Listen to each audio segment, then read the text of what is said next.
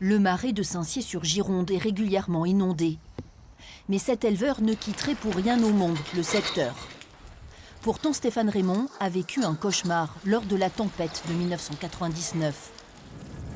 La commune s'était retrouvée noyée sous les eaux de l'estuaire et son exploitation agricole entièrement dévastée.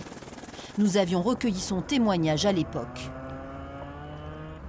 Il y avait 160 laitières avec des bâtiments fonctionnels qui étaient prêts à marcher plein pot pour un jeune qui démarrait, quoi. 20 ans plus tard, l'éleveur a tout reconstruit avec l'énergie de la jeunesse et le soutien des banques. Et malgré toutes les aides qu'il y a eu, je ne vais pas cracher sur les assurances, les aides et autres, ça m'a coûté quand même plus de 100 000 € de ma poche, enfin, par d'autres emprunts, d'autres financements divers, où il a fallu rembourser, c'est ce que je dis, c'est pour ça que ça m'a coûté très cher les années à venir. Et en fait, on n'oublie pas, on a toujours cette sensation, on entend la météo comme quoi il va y avoir du vent, comme quoi il y aura une grosse marée, comme quoi il y a d'autres endroits où il y a eu des intempéries. Et en fait, on n'oublie jamais. C'est ce que je me suis aperçu, que on n'oubliait jamais, avec la sensation de dire peut-être que demain ça sera pareil. Et ça, c'était plus supportable, je crois.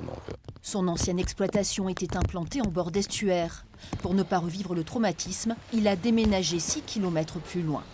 On le voit tous les jours dans les journaux, ou toutes les semaines, il y a des drames. Et peut-être un message à leur passer, en leur disant il faut être courageux, tant qu'il n'y a pas mort d'homme, je veux dire, on s'en sort et on arrive à refaire sa vie.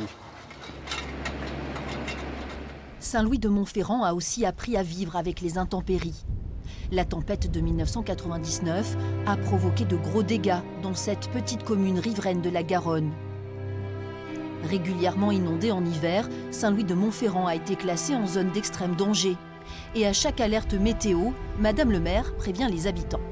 Dès qu'il y a une alerte orange d'annoncer, on alerte la population, donc on a des coups de fil qui partent avec un logiciel et donc on appelle tous les gens qui se sont inscrits en mairie pour leur prévenir qu'il y a une alerte orange avec les horaires de marée.